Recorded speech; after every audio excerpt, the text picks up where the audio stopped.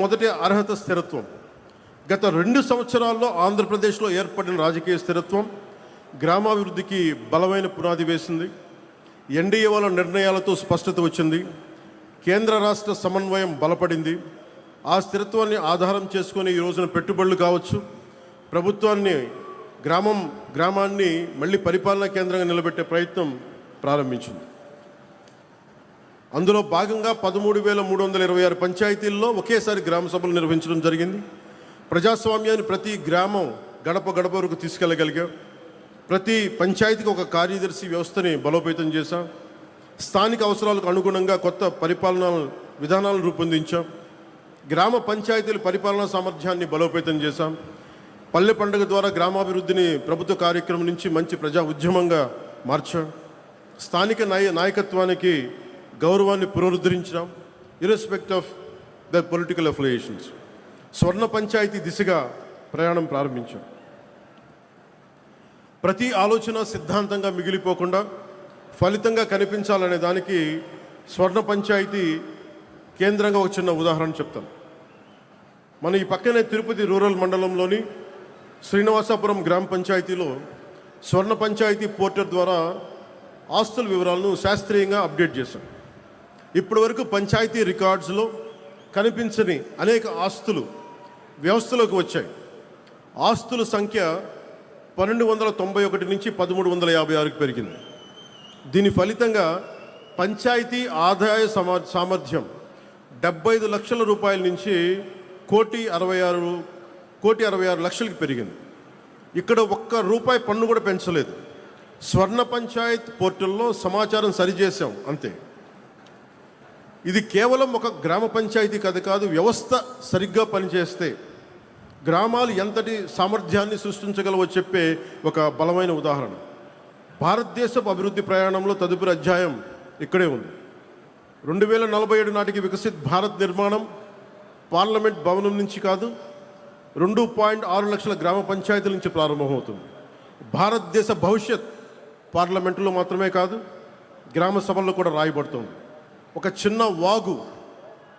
చిన్న వాగు ముందుగా తన పరిసర భూములకి నీరు అందించి తర్వాత ప్రధాన నదిలో కలుస్తుంది. అలాగే ప్రతి పంచాయత్ ముందుగా తమ గ్రామాలను అభివృద్ధి చేసుకోవాలి. అప్పుడు మండలం బలపడుతుంది, రాష్ట్రం బలపడుతుంది, జిల్లా బలపడుతుంది. మండలం, జిల్లా, రాష్ట్రం, తద్వారా దేశం బలపడుతుంది. 2 సంవత్సరాల క్రితం ప్రజలు మాకు ప్రభుత్వం ఏర్పాటు చేసే అవకాశం ఇచ్చారు. కానీ నేను దాన్ని కేవలం అధికార బదిలీగా చూడం, అది ఒక నమ్మకం బదిలీ. ఆ నమ్మకాన్ని నిలబెట్టుకోవడం మన బాధ్యత. ఆ దిశగా పనిచేస్తున్నాం. నిధుల కోసం మేము పోరాడగలం, విధానాల కోసం నేను పోరాడగలను, అధికారాల కోసం నేను పోరాడగలను. కానీ ప్రజల భాగస్వామ్యం లేకుండా అభివృద్ధి అనేది సాధ్యం కాదు. ప్రజలు పార్టీని కాకుండా వ్యవస్థల్ని నమ్మాలి. పార్టీలు ఉండాలి, వ్యవస్థలను బలోపేతం చేయడానికి ఉండాలి. నాయకుడిని కాకుండా సంస్థల్ని నమ్మాలి, వ్యక్తుల్ని కాకుండా విలువల్ని నమ్మాలి. అప్పుడు మాత్రమే ప్రజాస్వామ్యం శాశ్వతమవుతుంది.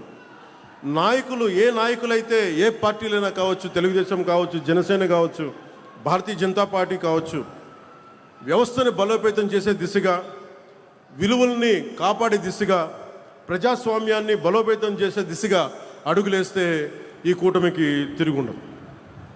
అప్పుడు మాత్రమే గ్రామ స్వరాజ్యం సాధ్యమవుతుంది. అప్పుడు మాత్రమే సామాజిక విశ్వాసం పునరుద్ధరించబడుతుంది. అప్పుడు మాత్రమే వికసిత్ భారత్ సాధ్యమవుతుంది.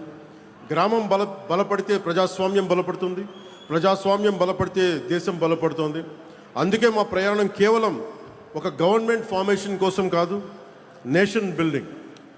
మన తరం బాధ్యత కేవలం ఈ రోజుని పరిపాలించడం కాదు, రాబోయే తరాలకి బలమైన వ్యవస్థలను అందించడం. మనం తీసుకునే నిర్ణయాలు వచ్చే ఎన్నికల గురించి మాత్రమే కాకుండా వచ్చే తరాల గురించి కూడా ఉండాలి. అదే నిజమైన ప్రజాస్వామ్యం, అదే సుస్థిర అభివృద్ధి, అదే వికసిత్ భారత్కి మార్గం. మనకు పూర్వీకుల నుంచి సంక్రమించిన భారతదేశాన్ని కాపాడటం మాత్రమే కాదు, రాబోయే తరాల గర్వపడే భారతదేశాన్ని నిర్మించడం, అందించడం కూడా మనందరి సమిష్టి బాధ్యత. ఈ కూటమి బాధ్యత ఈ బాధ్యతను నిర్వర్తించే సంకల్పంలో గ్రామం నుంచి దేశం వరకు బాధ్యతతో కూడిన అభివృద్ధి యాత్రను ముందుకు తీసుకెళ్తామని మీ అందరికీ మనస్ఫూర్తిగా తెలియజేసుకుంటూ, నాకు మీకు సేవ చేసే అవకాశాన్ని మీరు ఇచ్చినందుకు మనస్ఫూర్తిగా మీ అందరికీ పేరు పేరున ధన్యవాదాలు తెలుపుకుంటూ, ప్రతి సమస్యకి కష్టాలని తెలియజేస్తూ, ప్రజలకి ఎప్పటికప్పుడు మమేకమవుతూ సహాయ సహకారాలు అందిస్తూ ప్రభుత్వాన్ని ముందుకు తీసుకెళ్తున్నాం. ఈ సదూరమైన ప్రయాణంలో కూటమి మరింత బలోపేతం కావాలని నేను కోరుకుంటూ, గౌరవ ముఖ్యమంత్రి నారా చంద్రబాబు నాయుడు గారికి, ప్రధానమంత్రి శ్రీ నరేంద్ర మోదీ గారికి, కూటమి నాయకులందరికీ పేరు పేరున ధన్యవాదాలు తెలుపుకుంటూ, ప్రజలకి మరోమారు మీకోసం మేము పనిచేస్తున్నాం, మీకోసం మేము అహర్నిశలు కష్టపడతామని తెలియజేసుకుంటూ, మీరు మా మీద పెట్టుకున్న నమ్మకం కోసం మరింత కష్టపడతామని తెలియజేసుకుంటూ, మరోమారు మీ అందరికీ పేరు పేరున ధన్యవాదాలు తెలియజేసుకుంటూ సెలవు తీసుకున్నాం. జై భారత్, జై భారత్, జై హింద్.